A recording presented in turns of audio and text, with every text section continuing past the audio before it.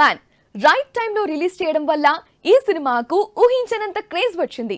దీనికి తోడు రిలీజ్ కి ముందు జరిగిన ఇష్యూస్ అన్ని ప్రమోషనల్ గా కలిసొచ్చాయి. దీనికి తోడు బలమైన కంటెంట్ కూడా తోడవడంతో బాక్స్ ఆఫీస్ ను షేక్ చేస్తోంది. ఓవర్సీస్ లో ఇప్పటికే ఆల్ టైమ్ టాప్ 5 గ్రాసెస్ లో చోటు సంపాదించుకుంది.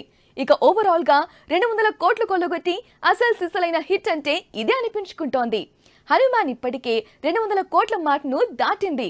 మరి ఫిగర్స్ ఎక్కడి వరకు వెళ్తాయో కానీ హనుమాన్ గా అదరగొట్టిన తేజ సర్జాకు మాత్రం దర్శకుడు షాక్ ఇచ్చాడు. ఈ మూవీలో హనుమంతు అనే పాత్రలో కనిపించిన తేజాను నెక్స్ట్ ప్రాజెక్ట్ లో తీసుకోవడం లేదట. హనుమాన్ సీక్వెల్ లో నటించబోతోంది ఎవరో తెలుసా? హనుమాన్ ఈ మధ్య కాలంలో రాజమౌళి తర్వాత తెలుగు సినిమాను ప్రపంచ పటంపై నిలబెట్టిన సినిమా. ప్రశాంత్ వర్మ డైరెక్ట్ చేసిన ఈ movie Indian super man Hanuman శక్తిని కొత్తగా చూపించింది. ఈ కోణంలో ఇప్పటి వరకు ఎవరూ ప్రెజెంట్ చేయలేదా అంటే చేశారు. కృష్ణవంశీ గతంలోనే శ్రీ ఆంజనేయం అంటూ తీశాడు. కానీ అందులో భక్తి కంటే రక్తి ఎక్కువ కావడంతో ఆడియన్స్ కు అంతగా నచ్చలేదు. హనుమాన్ లో ఆ ప్రాబ్లం లేకుండా చూసుకున్నాడు.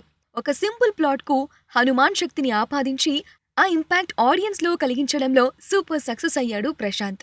అందుకే ఈ మూవీ బాక్స్ ఆఫీస్ ను కొల్లగొడుతోంది.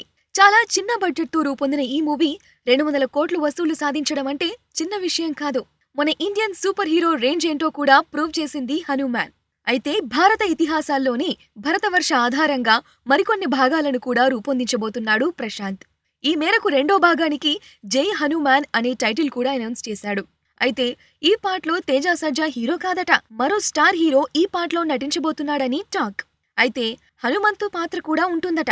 అయితే రెండో పాటలో ఆ పాత్రకు అసలేమంత ప్రాధాన్యం ఉండదు అని చెబుతున్నారు.